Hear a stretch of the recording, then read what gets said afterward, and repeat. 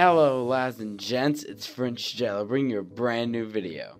This week I'm going to be covering Civilization V, a game which is not as popular but is so much fun to play with friends.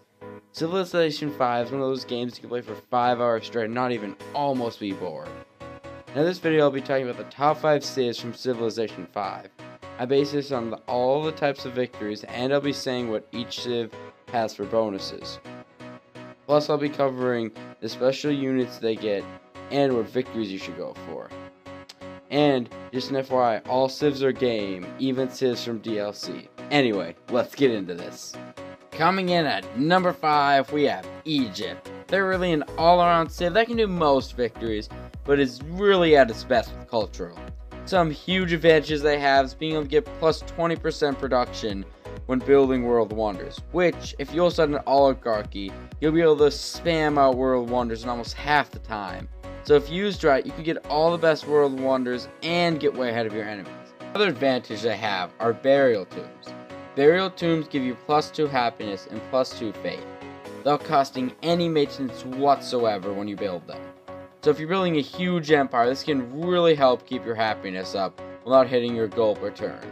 Egypt also has the war chariot, which is like the chariot archer, gets plus 1 movement, and you don't need a horse to make one. It's not the best unit, but it can be nice for someone who needs to do quick attacks, and for people who don't have a lot of horses. So overall, Egypt is a fun civ to play as, and is useful for big empires with cultural victories. Sliding to number 4, we have Japan. This is really one of the best civs for anyone who wants to win a domination victory, and is pretty good for cultural victories. Alright, so let's start off with Japan's bonus.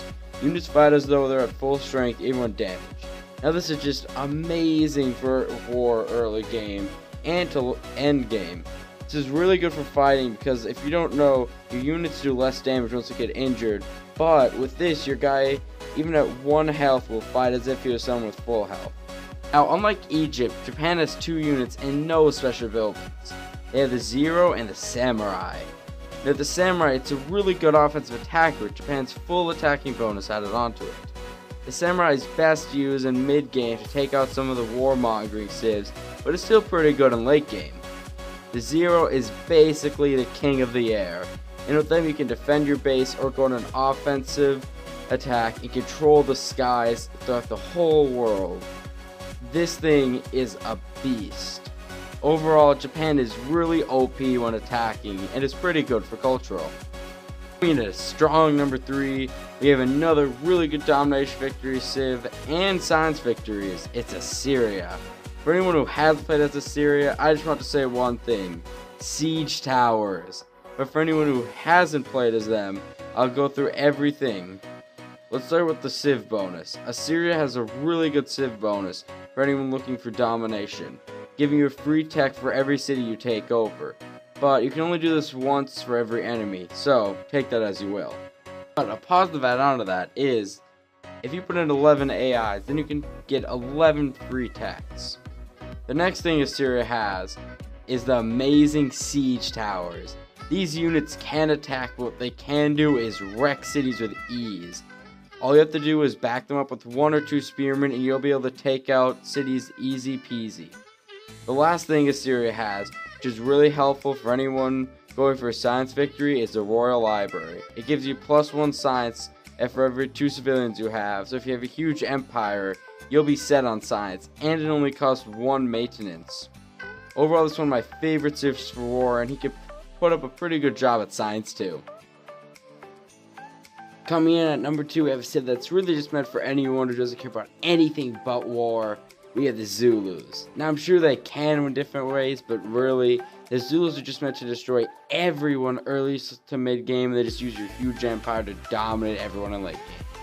Let's start with the civ bonus. Melee units cost 50% less maintenance, and all units require 25% less experience during promotions. This is just amazing for anyone who wants to do war.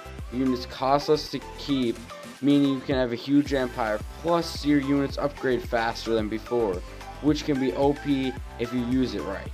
Now, let's go on to the Zulus units.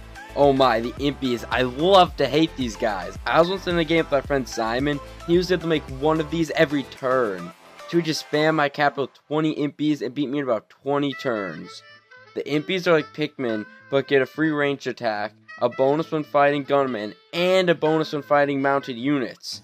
And they're easy to spam and can easily overpower even the best armies. Now for their building.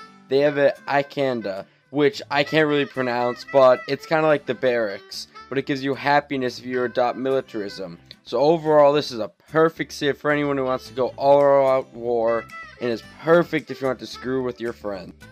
Rushing its way into number 1, we have Russia. This civ is just too good. Not only does it give +1 production for every single strategic resource you have, this huge bonus and all the resources you have are doubled. Paired with our tox, you can get up to 36 uranium from a single mine. With that bonus of 36 production, letting you mass produce nukes to an extreme level. This is a great civ if you want to absolutely dominate the entire game. It's also a great civ for almost every single type of victory. You can make the UN as fast as Sonic the Hedgehog along with the spaceship and get tons of gold winning a time victory. As Russia, you can easily create world wonders and win a cultural victory, or make giant death robots by the dozens and crush your friends in less than a turn. In terms with militaristic power, this civ is almost as powerful as the Zulus and the same over-the-top production as Egypt. This is just the mother of all civs, and if you feel like making your friends cry in a multiplayer match, Russia is your answer. If you want them to be Russian. Alright guys, thank you for watching my video, and this week's question is, what are your top 5 favorite civs to use when playing Civilization 5? Comment below, like, and subscribe, and I'll see you next week.